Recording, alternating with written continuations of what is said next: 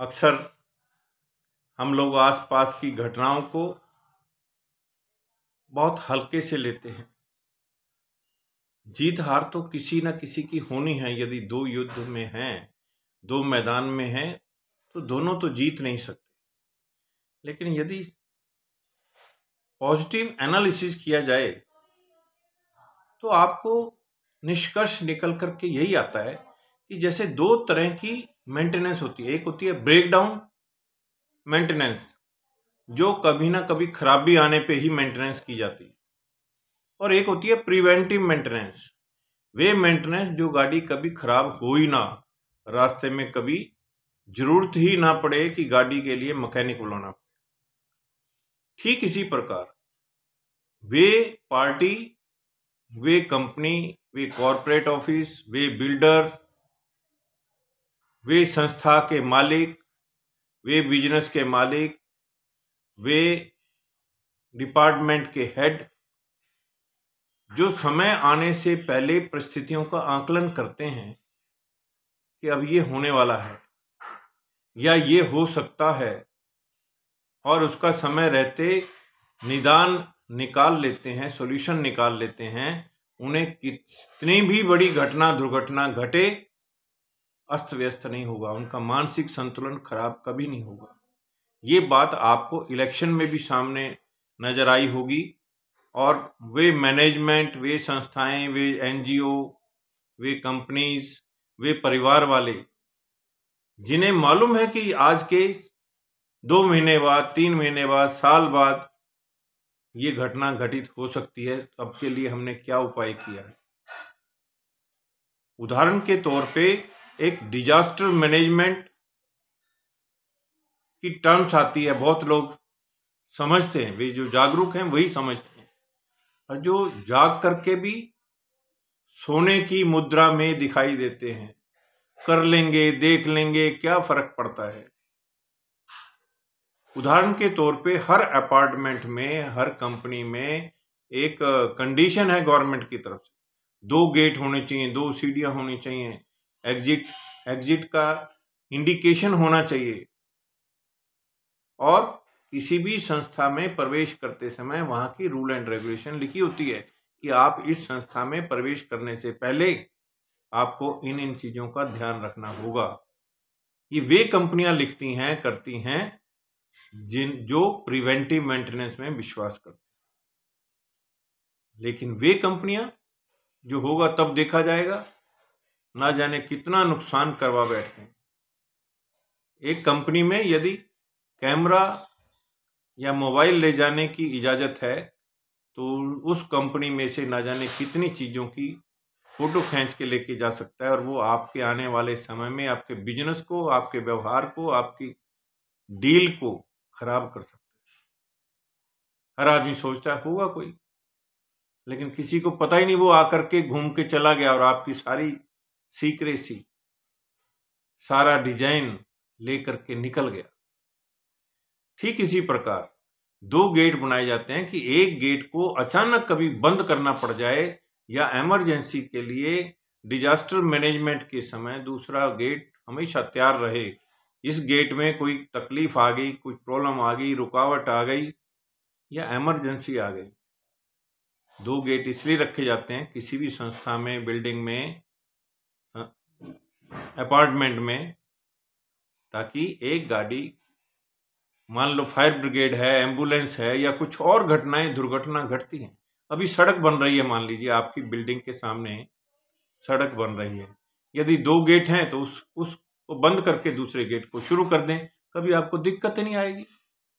10 दिन पहले पता चला यहां सड़क बननी है, खुदाई होगी, लेकिन चिंता ही नहीं सता रही, कान पे जू ही नहीं रेंग रही, रिपोर्ट लिखी जाती है, गेट पे बैठे हुए अधिकारी के द्वारा सब कुछ ठीक रहा, सब कुछ ठीक रहा, और उसका अधिकारी जो अंदर केबिन में बैठ के अपनी ड्यूटी पूरी कर रहा है, वो भी आगे लिख देता है सब कुछ ठीक था।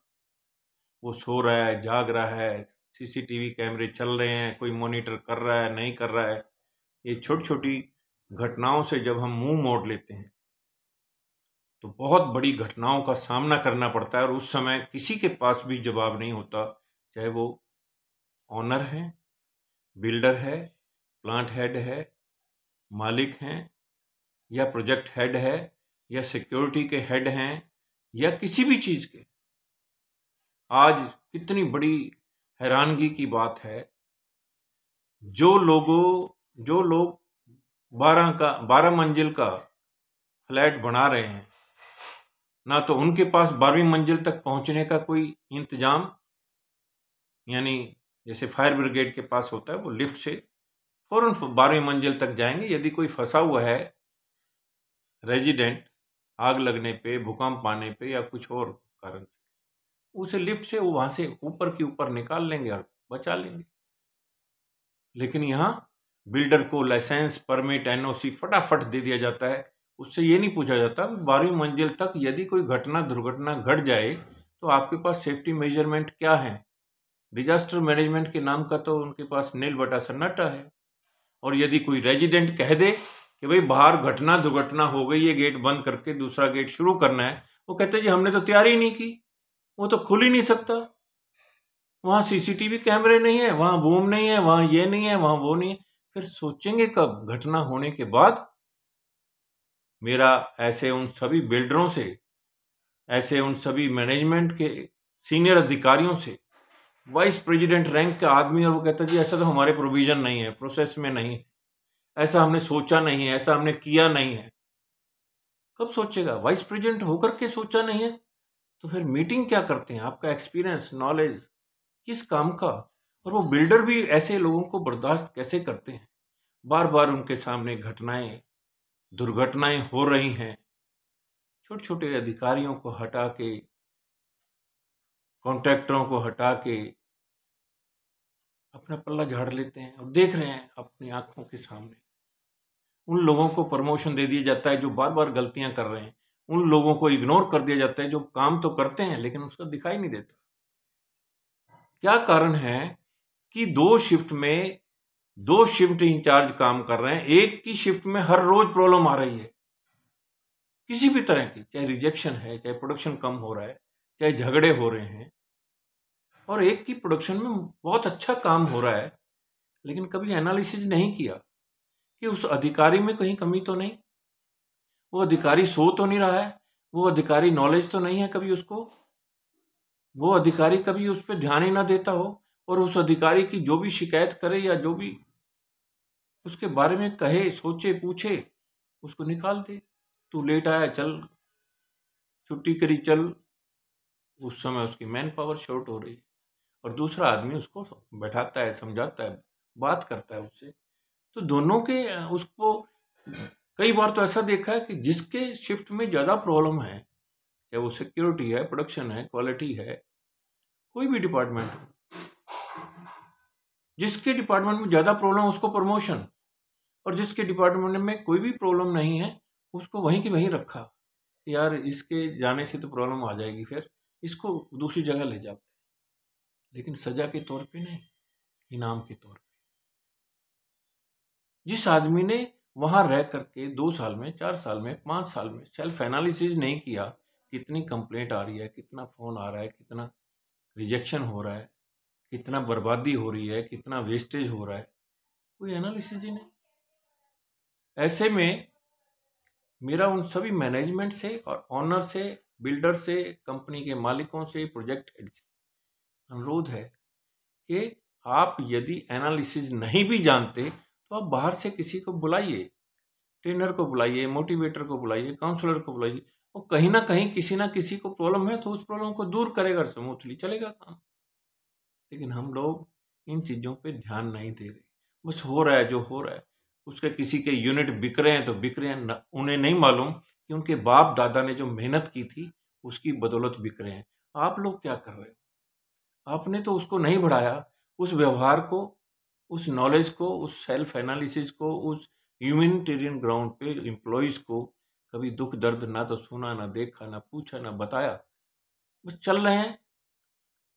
ऐसे में देर नहीं लगेगी, बहुत सारी हजारों कंपनियां बंद हो गई जो अपने बाप दादा के नाम से चल तो रही थी, लेकिन उनके बेटे पोतों ने कोई आगे मेहनत नहीं की, उनसे सीखा नहीं अपने बुजुर्गों से। कि ये काम कैसे करते थे, हमें कैसे करना है। कुछ चंद लोगों के भरोसे बैठे रहते हैं और वो चंद लोग जो भी फीडबैक रिपोर्ट देते हैं, रिपोर्ट ओके तो बहुत खुश, रिपोर्ट खराब है तो भाई तुम किस लिए हो, लेकिन तुम्हारा भी तो कुछ रोल है।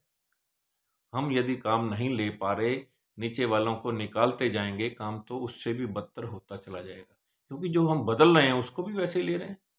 वही आदमी ले रहा है, वही आदमी रिजेक्ट कर देता है, वही आदमी सारी गलतियां उस पर थोप देता है, वो वहीं के वहीं मौज मार रहा है। तो मेरा ऐसे उन सभी लोगों से अनुरोध है कि यदि आप अपने काम को स्मूथली चलाना चाहते हैं तो थोड़े से एफर्ट्स आपको भी करने पड़ेंगे, तभी आप नीचे वालों से काम ले पाएंगे। नहीं तो नीचे वाले आपको बेवकूफ़ बनाते रहेंगे और कभी भी आपकी ज़मीन नीचे से सरक जाएगी। आपको पता ही नहीं चलेगा कि मेरी कंपनी का नाम नंबर 1 पे था, आज 10 पे क्यों आ गया, आज 20 पे क्यों आ गया। आज के लिए इतना ही है। मैं अनुरोध करूंगा कि वे लोग जो इस तरह की समस्याओं से ग्रसित हैं, वो संपर्क कर सकते हैं कि कैसे उनकी वर्किंग इम्प्रूव हो, कैसे उनकी प्रोडक्टिविटी बढ़े, उनका रेपुटेशन बढ़े। अधिक जानकारी के लिए आप संपर्क कर सकते हैं doctor CP Bhardwaj, trainer motivator counsellor से, जिसका यूट्यूब चैनल भी है डॉक्टर सीपी भारद्वाज के नाम से, और फेसबुक पर भी उपलब्ध हैं। और कॉन्टैक्ट नंबर है 8058998381। धन्यवाद, शुक्रिया।